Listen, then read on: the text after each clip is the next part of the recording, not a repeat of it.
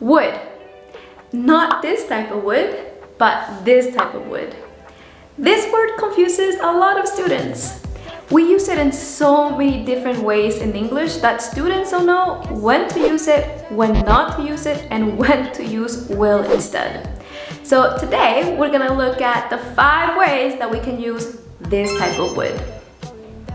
Number 1, the past tense of will. We use this to describe past beliefs about the future. For example, let's imagine that you call your mom and you say, "Hey mom, I'm gonna be home for Christmas." And then Christmas comes around and you're not there. Your mom can call you and say, "Hey, I thought you would be home for Christmas." So, in summary, we use it as a past belief about the future. Number 2, for hypothetical situations, or conditional number 2, one of my favorite structures. For example, if I were the president, I would help immigrants in the country. If I were rich, I would buy a big house in Spain. We use would to express a hypothetical imaginary situation. Number 3, third conditional. We use this structure to go back in the past, change past actions, and think about possible past consequences. For example, if I had studied more, I would have passed the test. But the reality is that I didn't study and I didn't pass the test.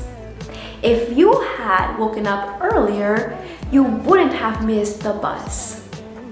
But the reality is that you woke up late and you missed the bus.